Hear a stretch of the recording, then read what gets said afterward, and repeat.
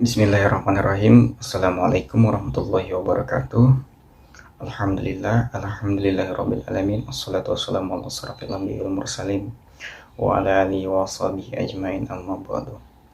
Saya M. Ihsan Syarif, NPM 2021010069 dari Prodi Hukum Keluarga Islam. Di sini saya akan menjelaskan materi mengenai metodologi hukum Islam untuk memenuhi tugas mata kuliah Filsafat Hukum Islam. Objek dan subjek hukum Islam.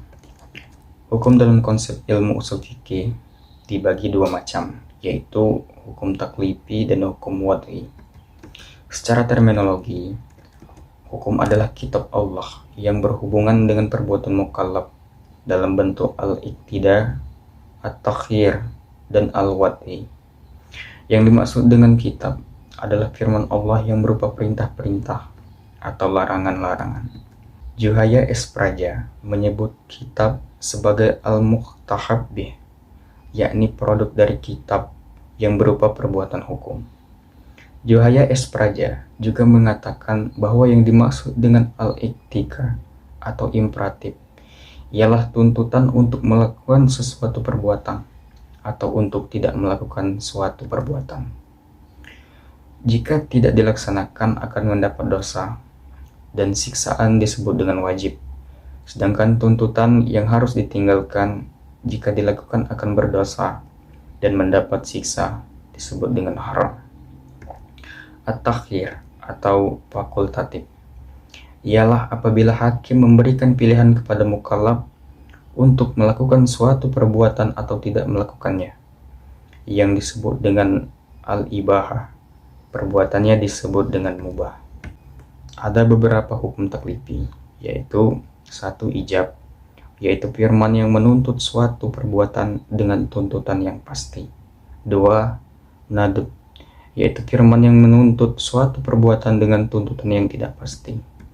Menurut ulama Hanafiyah, hukum taklifi dibagi menjadi 7, yaitu fardu, wajib, tahrim, karahah tahrim, karahah tanzih, nadb, dan ibahah. Menurut ulama Hanafiyah, jika suatu perintah didasarkan pada dalil yang pasti, seperti Al-Quran dan hadis mutawatir, perintah itu disebut dengan perintah fardu. Akan tetapi, jika perintah itu berdasarkan pada dalil yang zanni, perintah itu dinamakan wajib. Demikian pula halnya dengan larangan. Jika larangan itu didasarkan pada dalil yang qat'i, disebut haram. Sebaliknya, jika larangan itu didasarkan pada dalil yang zanni, maka tergolong pada hukum makruh. 5 atau 7 jenis hukum tersebut dinamakan dengan taklifiyah, yang artinya tuntutan atau memberi beban. Taklifi disebut pula sebagai jenis perbuatan hukum. Hukum wad'i ialah firman Allah yang menjadikan sesuatu sebagai sebab adanya yang lain atau musabab, atau sebagai syarat yang lain atau masyrut, atau sebagai penghalang atau mani adanya yang lain. Hukum wad'i dibagi 3, yaitu 1 sebab, 2 syarat, 3 mani. Berikutnya tafsir salah satu metode penggalian hukum Islam. Al-Quran dan Sunnah diyakini sebagai sumber hukum Islam. Kemudian nas-nas yang terkandung di dalamnya ditujukan untuk mukallaf. Maka untuk mempermudah pelaksanaan hukum yang dimaksud, upaya ulama di bidang usul fikih dan bidang fikih mulai menggunakan pendekatan rasio dalam menggali makna dan maksud yang dikandung oleh kedua sumber hukum tersebut. Meskipun nas Al-Quran dan Sunnah telah muhkamah, campur tangan akal tidak dapat dielakkan. Al-Quran sebagai sumber hukum Islam, ada kalanya ayat-ayat tersebut saling menafsirkan karena adanya munasabah al-ayah, tetapi tidak jarang ayat-ayat tersebut membutuhkan hadis untuk menjelaskannya, atau melalui pendekatan ijtihad yang sepenuhnya menggunakan rasio. Munasabah al-ayah merupakan cara kerja akal yang ijtihadiyah, karena akal mengupayakan sekuat mungkin untuk mencari dan membentuk paradigma penafsiran tersebut. Berikutnya, ijtihad sebagai metode penggalian hukum Islam. Ijtihad berasal dari kata jahda, artinya al-mayaqqah, atau sulit, berat, susah, atau sukar. Menurut Ahmad Syafi'i, secara etimologis, kata ijtihad artinya kesulitan dan kesusahan, atau al-masyaqqah, juga diartikan dengan kesanggupan dan kemampuan atau at-taqat.